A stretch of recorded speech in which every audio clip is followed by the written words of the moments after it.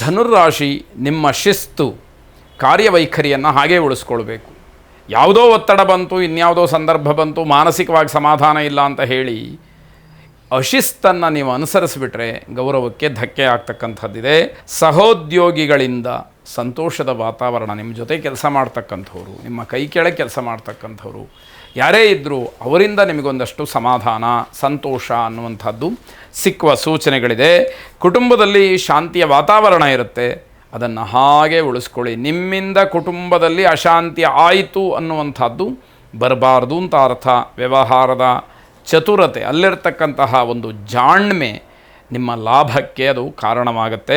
ವೃತ್ತಿ ಜೀವನದಲ್ಲಿ ಉತ್ತಮವಾದಂತಹ ಅವಕಾಶಗಳು ಒದಗಿ ಬರುತ್ತೆ. ಅದರ ಸದುಪಯೋಗವನ್ನು ಚಾತಕ ಪಕ್ಷಿಯಂತೆ ಕಾದು ಉಪಯೋಗ ಮಾಡಿಕೊಳ್ಬೇಕು ಅನ್ನುವಂಥದ್ದು ನಿಮ್ಮ ಅದೃಷ್ಟ ನಿಮ್ಮ ಕೈಯನ್ನು ಹಿಡಿತಕ್ಕಂತಹ ದಿವಸವಾಗುತ್ತೆ. ಆಲೋಚನೆಗಳು ಬೇರೆ ಬೇರೆ ಕಡೆ ಹೋಗುವುದನ್ನು ತಪ್ಪಿಸಿ ಮನಸ್ಸನ್ನು ಕೇಂದ್ರೀಕರಣ ಮಾಡಿ ಉದ್ದೇಶಿತ ವಿಷಯದಲ್ಲಿ ನಿಮ್ಮ ಮನಸ್ಸನ್ನು ತೊಡಗಿಸ್ಕೊಳ್ಳಿ. ಅನುಕೂಲ ಅಂತಕ್ಕಂಥದ್ದಿದೆ. ಸುಬ್ರಹ್ಮಣ್ಯ ಸ್ವಾಮಿಯನ್ನು ವಿಶೇಷವಾಗಿ ಪ್ರಾರ್ಥನೆ ಮಾಡಿ ಶುಭವಾಗಿ. ಮಕರ ರಾಶಿ, ಮನೆಯಲ್ಲಿ ನಿಮ್ಮ ನಡತೆ ಹಿರಿಯರ, ತಂದೆಯವರ, ಪೋಷಕರ ಬೇಸರಕ್ಕೆ ಕಾರಣವಾಗ್ತಕ್ಕಂಥದ್ದಾಗತ್ತೆ.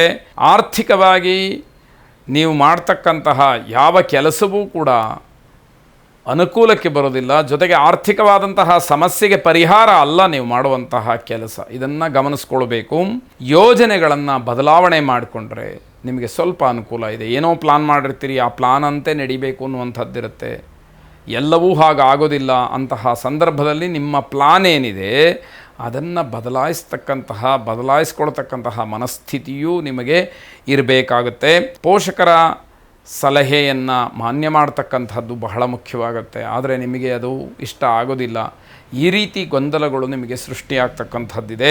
ಬೇರೆಯವರನ್ನ ವ್ಯಂಗ್ಯದಿಂದ ಮಾತಾಡಬೇಡಿ, ಟೀಕೆ ಮಾಡಬೇಡಿ. ಅದು ನಿಮಗೇ ಹಿಂತಿರುಗುತ್ತೆ, ನಿಮಗೇ ಅವಮಾನವಾಗುತ್ತೆ. ಈ ಎಚ್ಚರ ನಮಗೆ ಇರಬೇಕಾದಂಥದ್ದು. ಹೊಸ ಕೆಲಸಕ್ಕೆ ಸರಿಯಾದಂತಹ ಸಮಯ ಇದಲ್ಲ. ಶನೈಶ್ಚರನನ್ನು ಪ್ರಾರ್ಥನೆ ಮಾಡಿ ಶನಿದೇವರ ದೇವಸ್ಥಾನಕ್ಕೆ ಹೋಗಿ ಬನ್ನಿ. ನೀಲಾಂಜನ ಸಮಾಭಾಸಂ ರವಿಪುತ್ರೈ ಯಮಾಗ್ರಜಂ ಛಾಯಾ ಮಾರ್ತಾಂಡ ಸಂಭೂತಂ ತಂ ನಮಾಮಿ ಶನೈಶ್ಚರಂ ಎಂಬುದಾಗಿ ನಿಮ್ಮ ಪ್ರಾರ್ಥನೆ ಇರಲಿ. ಶುಭವಾಗಿ. ಕುಂಭರಾಶಿ, ಪ್ರೇಮಿಗಳಿಗೆ ತುಂಬ ದೊಡ್ಡ ಪ್ರಮಾಣದಲ್ಲಿ ತೊಂದರೆ ಅಥವಾ ಸಮಸ್ಯೆ ಅಂತಕ್ಕಂಥದ್ದಾಗುತ್ತೆ. ಷೇರು ಹೂಡಿಕೆಗಳು ಅಥವಾ ಇನ್ಯಾವುದೋ ಹೊಸದಾಗಿ ವ್ಯಾಪಾರಗಳನ್ನು ಪ್ರಾರಂಭ ಮಾಡಬೇಕು ಅಂತಕ್ಕಂತಹ ಒತ್ತಡ ಮಾನಸಿಕವಾಗಿ ನಿಮಗೆ ಹೆಚ್ಚಾಗಿರತಕ್ಕಂಥದ್ದಾಗುತ್ತೆ. ಆದರೆ ಇದು ಯಾವುದಕ್ಕೂ ಸಮಯ ಸೂಕ್ತವಾದಂಥದ್ದಲ್ಲ. ಖರ್ಚನ್ನು ಬಹಳ ನಿಯಂತ್ರಣದಲ್ಲಿಟ್ಟುಕೊಳ್ಬೇಕು. ನಿಮ್ಮ ಹತೋಟಿಯನ್ನು ಮೀರಿ ಖರ್ಚಾಯಿತು ಅಂತಾದಾಗ ಆರ್ಥಿಕ ಸಂಕಷ್ಟ ನಿಮಗೆ ಸ್ವಾಭಾವಿಕವಾಗಿ ಎದುರಾಗ್ತಕ್ಕಂಥದ್ದಾಗುತ್ತೆ. ಅಹಂಭಾವ, ಅತಿಯಾದಂತಹ ಸಂತೋಷ ಇದು ಯಾವುದೂ ಕೂಡ ಬೇಡ.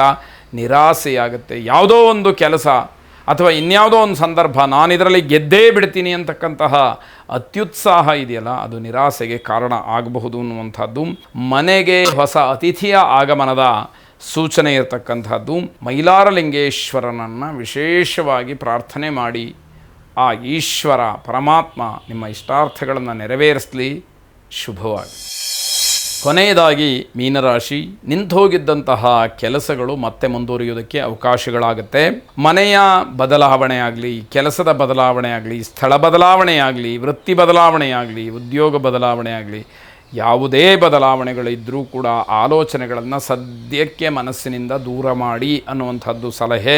ತಂತ್ರಜ್ಞಾನದ ವಿಚಾರಕ್ಕೆ ಬಂದರೆ ಸ್ವಲ್ಪ ಹಣ ಖರ್ಚಾಗ್ತಕ್ಕಂಥದ್ದು, ಅದನ್ನು ಅನಿವಾರ್ಯವಾಗಿ ಮಾಡಲೇಬೇಕಾದಂಥದ್ದಾಗುತ್ತೆ. ಈ ದಿವಸ ವಿದ್ಯಾರ್ಥಿಗಳಿಗೆ ಅಭಿವೃದ್ಧಿಯ ದಿವಸ ಅಂತ ಹೇಳಬೇಕಾದಂಥದ್ದು. ಮಾನಸಿಕವಾದಂತಹ ಗೊಂದಲಗಳು ನಿಧಾನವಾಗಿ ದೂರವಾಗ್ತಕ್ಕಂಥದ್ದಿದೆ. ಹೊಸ ಕೆಲಸಗಳನ್ನು ಆರಂಭ ಮಾಡೋದಕ್ಕೆ ಮನಸ್ಸು ಮಾತ್ರ ತುಂಬ ತುಡಿತದಲ್ಲಿರುತ್ತೆ. ಸರಿಯಾದಂತಹ ರೀತಿಯಲ್ಲಿ ಆಲೋಚನೆ ಮಾಡಿ ನಂತರ ನಿರ್ಧರಿಸಿ ಅನ್ನುವಂಥದ್ದು. ಕುಲದೇವತಾ ಪ್ರಾರ್ಥನೆಯನ್ನು ಮಾಡಿ. ಶುಭವಾಗಿ.